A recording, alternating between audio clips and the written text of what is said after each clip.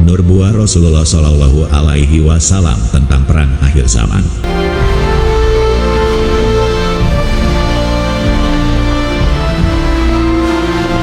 Assalamualaikum warahmatullahi wabarakatuh, sahabat Ataris yang dirahmati Allah.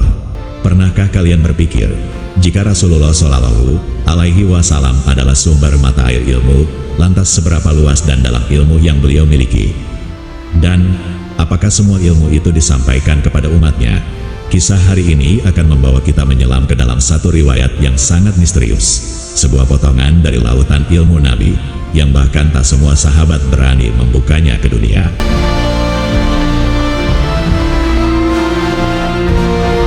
Sebuah naskah kuno dari abad kedua Hijriah mencatat beberapa hadis tentang rahasia akhir zaman yang berasal dari Abu Hurairah 598 sampai 678 Masehi.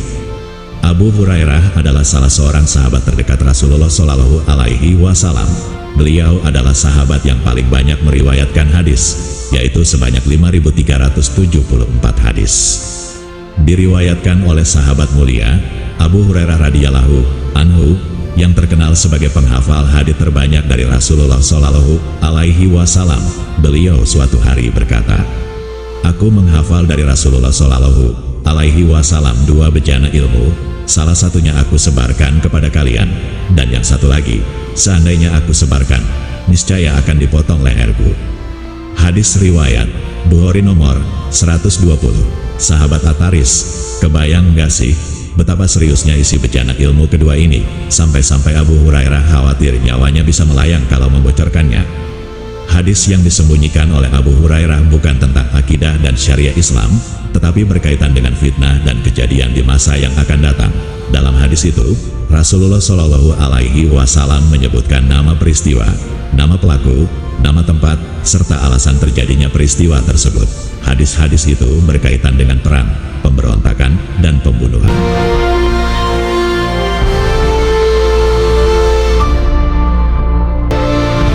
Berita-berita seperti ini apabila hanya diketahui oleh orang-orang yang amanah dan berilmu, maka akan aman.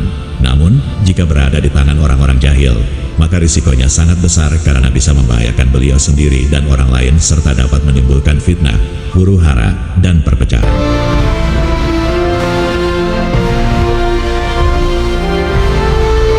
Ibnu Hajar mengatakan, kemungkinan ilmu-ilmu yang disembunyikan itu adalah informasi tentang tanda-tanda kiamat. Apabila disampaikan akan terjadi kekacauan di akhir zaman dan kemungkinan akan diingkari oleh mereka yang tidak mempercayainya. Namun, menjelang akhir hayatnya, Abu Hurairah menyampaikan sebagian informasi rahasia itu kepada beberapa sahabat dekatnya dari kalangan tabi'in, yakni generasi kedua sepeninggal Rasulullah Shallallahu Alaihi Wasallam. Sobat Ataris, yang menarik, hadits ini bukan cuma tersimpan dalam kitab Sahih Bukhari.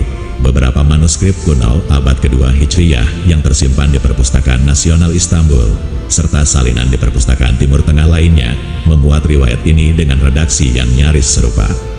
Bayangkan, lembaran-lembaran berusia lebih dari 1200 tahun, ditulis dengan tinta alami di atas kertas Eropa, mencatat rahasia besar yang disampaikan Rasulullah hanya kepada segelintir sahabat terpercaya.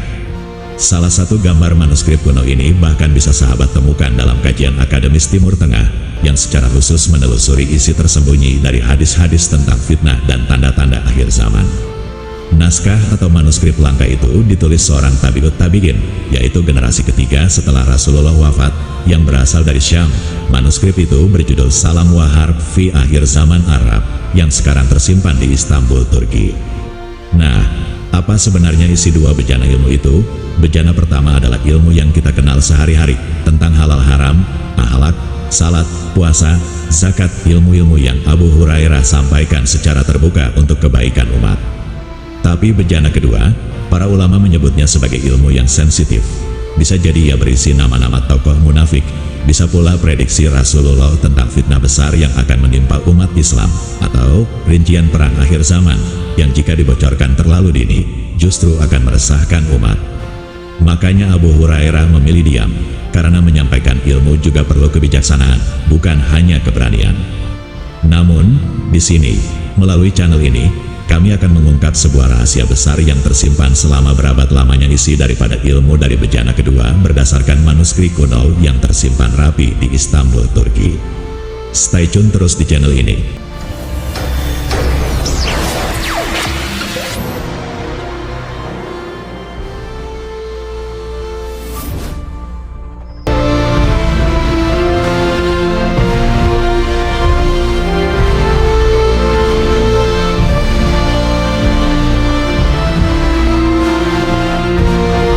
Tapi sebelumnya, untuk lebih memahami dan mengerti tentang perang akhir zaman nubuwah Rasulullah Shallallahu Alaihi Wasallam melalui bejana ilmu beliau yang termaktub dalam manuskrip kuno itu, alangkah baiknya kita menarik kisah ini ke belakang, di mana Rasulullah juga pernah menubuahkan akan penaklukan 3 imperium besar waktu itu, yakni Persia, Romawi, dan Kisra.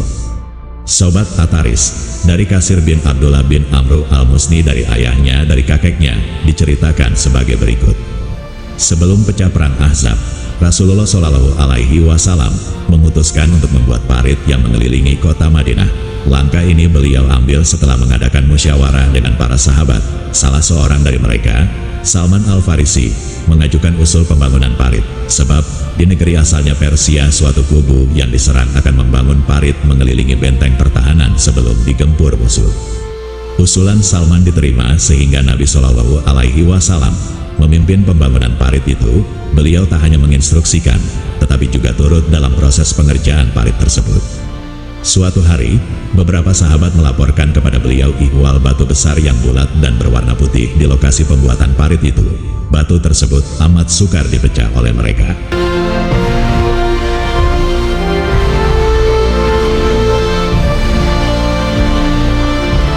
Rasulullah Shallallahu Alaihi Wasallam pun mendatangi lokasi batu itu berada.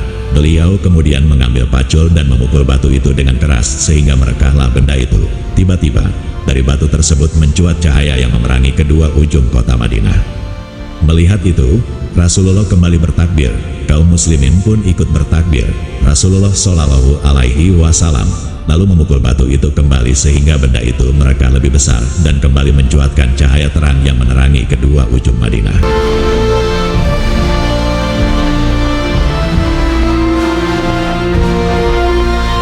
Melihat itu, Rasulullah kembali bertakbir dan kaum muslimin pun ikut bertakbir. Nabi Shallallahu Alaihi Wasallam kemudian memukul batu itu untuk ketiga kalinya, maka pecahlah benda itu berkeping-keping. Akan tetapi, lagi-lagi mencuat cahaya terang dari batu itu yang menerangi kedua ujung kota Madinah sehingga Rasul Shallallahu Alaihi Wasallam kembali bertakbir untuk ketiga kalinya. Begitu pula kaum muslimin. Ketika Rasulullah Shallallahu Alaihi Wasallam ditanya tentang kejadian tersebut, beliau berkata, pada pukulan pertama, cahaya terang dari batu itu membuat saya dapat melihat istana-istana Hira dan Madain yang dimiliki Kisra Persia. Jibril lalu datang dan memberitahukan, umat saya nanti akan mengalahkan mereka, kaum Persia. Selanjutnya, pada pukulan kedua, cahaya terang dari batu itu membuat saya dapat melihat istana-istana merah yang terdapat di daerah Romawi. Jibril lalu memberitahukan bahwa umat saya nantinya akan mengalahkan mereka, kaum Romawi. Ketika saya memukul untuk ketiga kalinya, cahaya terang dari batu itu membuat saya dapat melihat istana-istana di kota sana, Yaman, dan Jibril kembali memberitahukan bahwa umat saya nantinya akan mengalahkan mereka, kerajaan Yaman.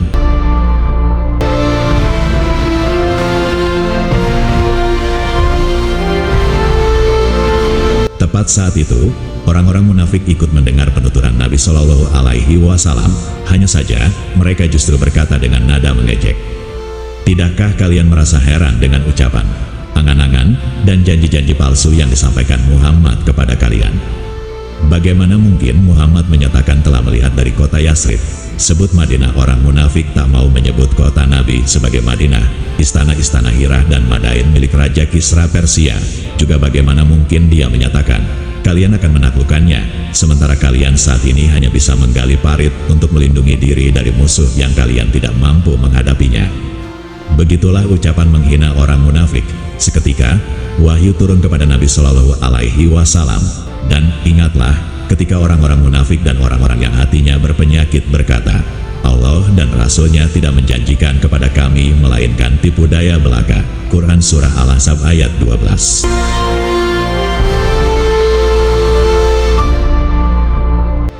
Penaklukan dua kekuatan besar yaitu Persia dan Romawi oleh pasukan Muslim merupakan peristiwa yang spektakuler. Ini terjadi setelah pengangkatan Umar bin Khattab sebagai khalifah pada 636 Masehi. Ia mengambil kebijakan yang berani, yaitu menaklukkan dua kekuatan besar yaitu Persia di timur dan Romawi di barat. Padahal nubuat Nabi Shallallahu Alaihi Wasallam itu benar terbukti adanya. Pada masa pemerintahan Khalifah Utsman bin Affan, wilayah kedaulatan Islam sudah mencakup Persia, kini Iran, bahkan bangsa Persia termasuk yang turut memajukan peradaban Islam di sepanjang sejarah. Sobat Ataris, kita kembali kepada topik kita tentang manuskrip kuno yang mengungkap ilmu rahasia perang akhir zaman dari Rasulullah Shallallahu Alaihi Wasallam. Dalam manuskrip itu telah tertulis beberapa peristiwa besar yang terjadi di dunia, lengkap dengan nama-nama tokoh pelaku utamanya. Berikut beberapa kutipan kejadian penting sesuai dengan terjemahan aslinya.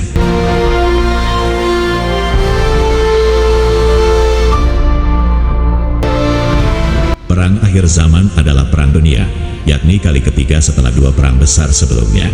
Banyak sekali yang mati di dalamnya. Perang dikobarkan oleh seorang laki-laki yang merupakan kucing besar di negeri gelas dan mahkota di kepala. Selanjutnya, teks dalam manuskrip tak dapat terbaca.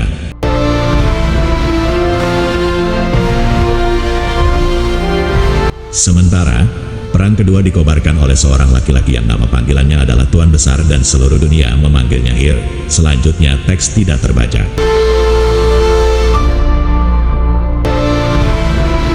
Kemudian, Abu Hurairah berkata, dalam hitungan tahun Hijriah sesudah 1300 tahun, mereka mengikat perjanjian yang di situ Raja Rom melihat bahwa perang semesta dunia mesti terjadi. Allah menghendaki terjadinya perang. Waktu berjalan tanpa perjanjian dan perjanjian. Lalu, berkuasalah seseorang dari negeri Jerman yang bernama Al-Hir yang ingin berkuasa di seluruh dunia, memerangi seluruh negeri salju dan kebaikan.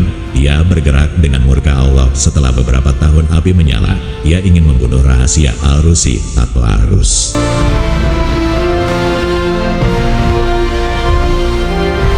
Dalam perang itu keluar seorang ratu dunia, pelaku makar dan pelacur, namanya Amerika. Ia menggoda dunia dengan kesesatan dan kekafiran. Sementara itu, Yahudi di dunia saat itu berada di tempat yang tinggi. Mereka menguasai seluruh Al-Quds dan kota yang disucikan. Di tanah Isra Mi'raj terjadi perang dunia, yang di situ Al-Mahdi memberi peringatan kepada orang-orang kafir yang tidak mau keluar. Maka, orang kafir dari seluruh dunia berkumpul untuk memerangi Al-Mahdi dengan jumlah yang sangat besar yang belum pernah terjadi sebelumnya. Dalam kelompok kekuatan Yahudi Al-Hazar dan Bani Israel masih terdapat kekuatan lain yang tidak diketahui jumlahnya. Al-Mahdi melihat bahwa siksa Allah yang sangat mengerikan benar-benar telah datang dan tidak dapat diakhirkan lagi. Kemudian, Allah melempari mereka dengan lemparan yang dahsyat. Bumi, langit, dan lautan terbakar untuk mereka. Lalu langit menurunkan hujan yang sangat buruk. Seluruh penduduk bumi mengutuk orang kafir di seluruh dunia dan Allah mengizinkan untuk melenyapkan orang-orang kafir di perang Dajjal. Perang itu terjadi di negeri Syam dan kejahatan. Selanjutnya, teks tidak terbaca. Sobat Ataris, riwayat Abu Hurairah itu mengandung sejumlah kata asing bagi orang Arab waktu itu, seperti Al-Hir, disebut Hitler, Jerman, disebut Jerman, Al-Rus, disebut Rusia, Amerika, disebut Amerika, dan Al-Hazar, sebuah suku yang disebut suku ke-13 Bani Israel, yang menurut Syekh Imran, merupakan asal-usul Ya'juj Ma'juj.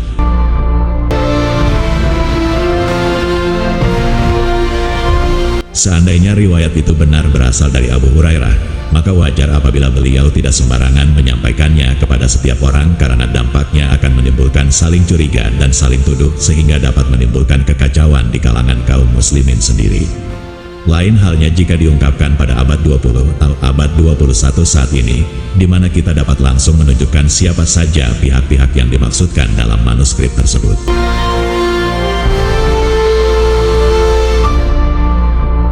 Manuskrip kuno itu meriwayatkan tentang pencetus dan lokasi Perang Dunia III, yang diungkapkan secara metaforis sebagai seorang laki-laki yang merupakan kucing besar di negeri kaca dengan mahkota di kepala.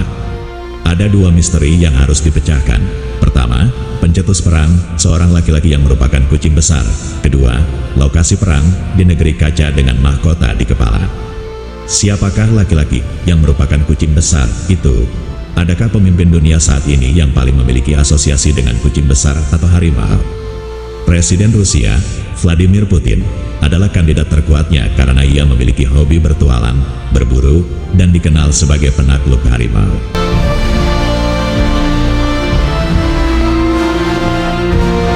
Sedangkan lokasi perang yang digambarkan sebagai negeri kaca dengan mahkota di kepala adalah bumi Syam. Syam diketahui sebagai lokasi di mana kaca dibuat untuk pertama kalinya. Adapun mahkota di kepala, karena sudah dinubuatkan bahwa Syam akan menjadi titik medan peperangan pada akhir zaman.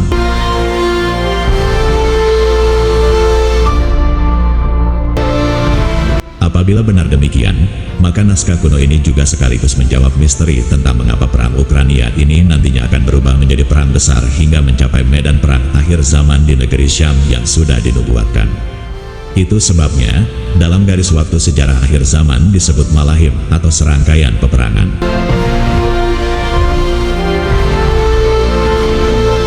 Sobat Ataris, manuskrip kuno ini terdiri atas 13 paragraf, menjelaskan latar belakang terjadinya Perang Dunia I, II, III, dan IV, dan apa yang terjadi setelah itu. Paragraf pertama dan kedua tentang terjadinya Perang Dunia III setelah Perang Dunia I dan II. Perang Dunia III dicetuskan oleh seorang laki-laki yang merupakan kucing besar. Paragraf ketiga tentang Perang Dunia I dan II yang dicetuskan oleh seorang laki-laki yang nama panggilannya Tuan Besar atau Hir. Paragraf 4 menjelaskan garis waktu terjadinya Perang Dunia I dan II serta latar belakangnya, yaitu setelah 1300 tahun Hijriah, 144 tahun yang lalu, atau tahun 1878 Masehi. Faktanya, Perang Dunia I terjadi tahun-tahun 1914 sampai tahun 1918, sementara Perang Dunia II terjadi antara tahun-tahun 1939 sampai tahun 1945. Adapun yang dimaksud, Raja Rom melihat bahwa perang semesta dunia mesti terjadi. Allah menghendaki terjadinya perang. Agaknya merujuk pada Al-Quran surat Ar-Rum ayat 1-7, di mana Allah menyatakan kaum Rom akan memperoleh kemenangan kedua dalam peperangan akhir zaman, yaitu perang sesama kaum Rom, Rom Barat, baca Amerika Serikat dan koalisi NATO, versus Rom Timur, baca Rusia dan aliansinya, yang akan berakhir di bumi Syam. Paragraf 5 tentang Perang Dunia II. Ia, Hitler, bergerak dengan murka Allah setelah beberapa tahun api menyala, maksudnya setelah Perang Dunia I. Ia ingin membunuh rahasia Al-Rusi atau Al-Rus, adalah penghancuran dan membunuh kekaisaran Tsar, diganti oleh komunisme dengan menciptakan Uni Soviet. Sobat Ataris, dalam pernyataan Sheikh Imran, Perang Dunia II adalah bagian kedua dari Perang Dunia I. Karena bagian pertama Perang Dunia I belum berhasil mendorong migrasi kaum Yahudi ke tanah yang dijanjikan, di Palestina. Dubes Rusia untuk Indonesia, Lyudmila Georgievna Vorobyeva, dalam suatu wawancara pernah mengatakan, selama Perang Dunia I dan II, Rusia kehilangan 2,5 juta warganya. Baru setelah itu, migrasi kaum Yahudi terjadi secara besar-besaran. Sobat beriman, paragraf 6 tentang munculnya Pax Americana setelah Perang Dunia II, sedangkan paragraf 7 tentang munculnya Israel sebagai kekuatan dunia menggantikan Amerika, Pax Judaica menggantikan Pax Americana setelah Perang Dunia III. Paragraf 8 dan 9 tentang apa yang terjadi setelah Perang Dunia III, yaitu Perang Dunia IV, peperangan terakhir di muka bumi pada era Imam Mahdi. Paragraf 10, dalam kelompok kekuatan Yahudi Al-Hazar dan Bani Israel masih terdapat kekuatan lain yang tidak diketahui jumlahnya. Ini tentang pasukan Yajuj Majuj yang jumlahnya sangat banyak, tidak diketahui jumlahnya, untuk mengepung Imam Mahdi, yang akan diselesaikan dengan doa Nabi Ishaq. Paragraf 11-13 tentang musnahnya seluruh orang kafir di muka bumi dengan siksaan yang mengerikan. Bumi, langit, dan lautan terbakar untuk mereka, lalu langit menurunkan hujan yang sangat buruk. Itulah akhir kehidupan Dajjal yang mengakhiri fase Pax Judaica, dan Allah mengizinkan untuk melenyapkan orang-orang kafir di perang Dajjal. Perang itu terjadi di negeri Syam.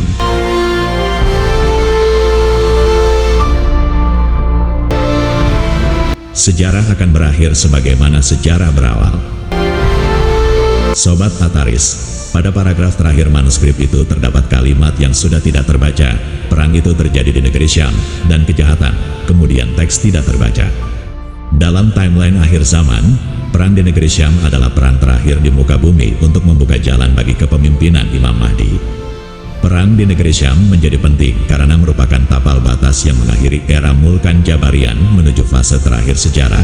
Hanya setelah berakhirnya fase keempat, maka fase kelima dan terakhir sejarah dapat dimulai.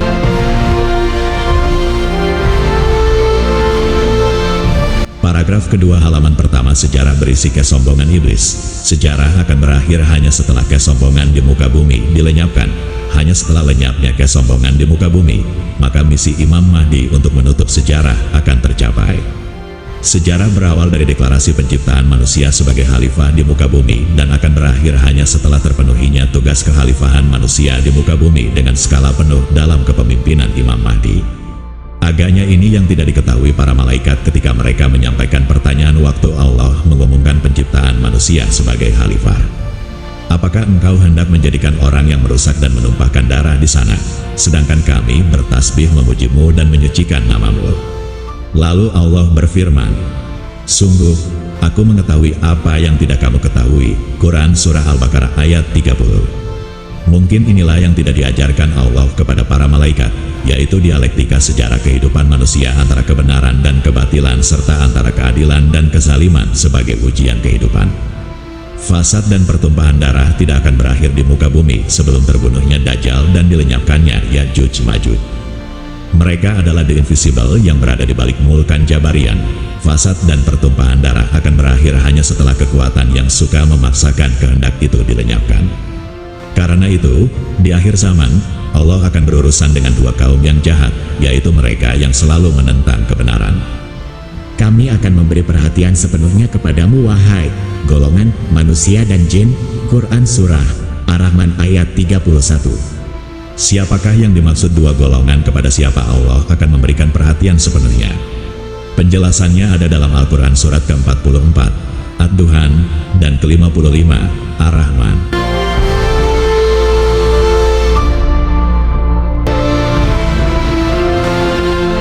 Sahabat Ataris, coba bayangkan, bagaimana jika sepotong ilmu itu disampaikan di masa kita sekarang? Apakah kita cukup bijak untuk menampungnya, ataukah justru membuat perpecahan karena kita belum siap menerimanya? Ilmu dalam Islam bukan sekadar kumpulan informasi, ia adalah amanah, dan dalam amanah itu, terkadang, diam lebih utama daripada berkata-kata. Inilah keindahan Islam, bahkan dalam menyampaikan ilmu, ada adab, ada waktu, dan ada tanggung jawab besar di baliknya. Jika sahabat ingin kita membahas lebih banyak hadis-hadis langka seperti ini, terutama yang terekam dalam manuskrip-manuskrip kuno peninggalan Islam, jangan ragu tulis di kolom komentar ya. Jangan lupa like, subscribe, dan nyalakan lonceng agar kita terus bisa menjelajahi khazanah Islam yang nyaris terlupakan. Wassalamualaikum warahmatullahi wabarakatuh.